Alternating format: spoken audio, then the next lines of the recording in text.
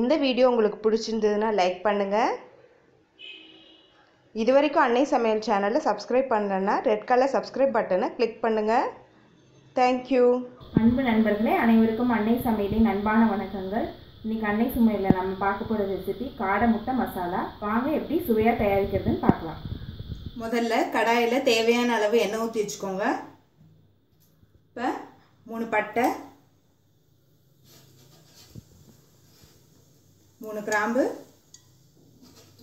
2 ஏலக்காய், அடுத்து 2 வெங்காயம்,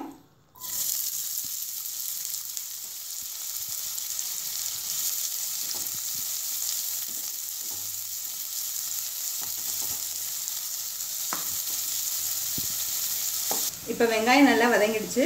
அடுத்து 2 தக்காளி,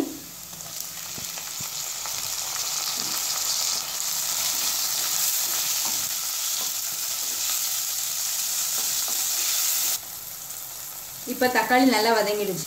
இப்போ அடுத்து இஞ்சி பூண்டை சேர்த்துக்கலாம்.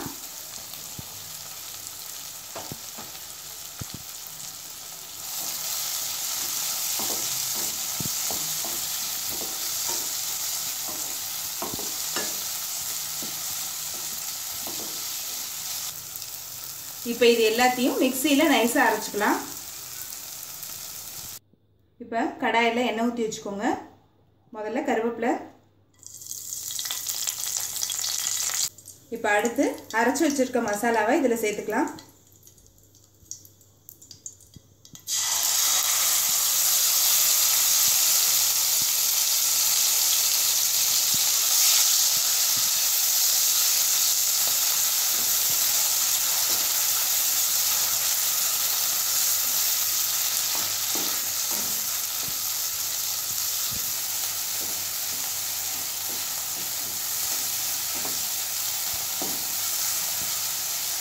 இப்போ அடுத்து தேவையான அளவு உப்பு சேர்த்துக்கோங்க.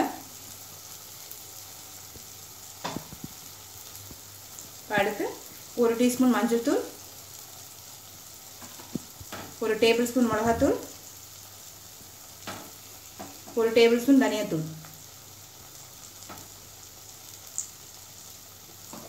எல்லாத்தையும் சேர்த்து நல்லா வதக்கிக்கோங்க.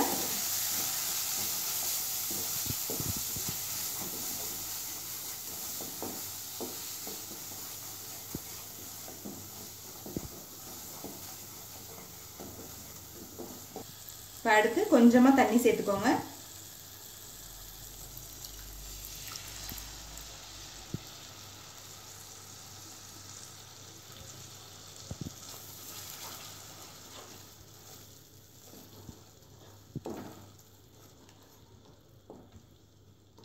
இப்போ தண்ணி நல்லா சுண்டிடுச்சு, எண்ணெயும் சுற்றி வந்துடுச்சு.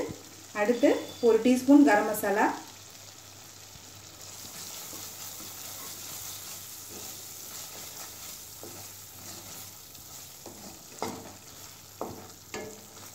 இப்போ அடுத்து வேக வச்சு வச்சுருக்க காடை முட்டையை இதில் சேர்த்துக்கலாம்.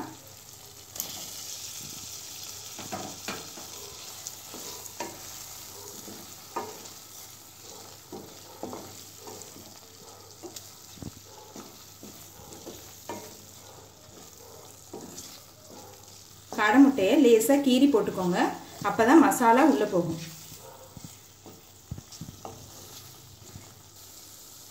இப்போ 2 நிமிஷம் ஆயிடுச்சு. கொத்தமல்லி இலையை தூவுங்க. இப்போ காடை முட்டை மசாலா ரெடி ஆகிடுச்சு. சர்வ் பண்ணிடலாம். இப்போ சுவையான காடை முட்டை மசாலா ரெடி ஆகிடுச்சு. ரெசிபியை ட்ரை பண்ணி பாருங்கள், நிச்சயம் உங்களுக்கு பிடிக்கும்.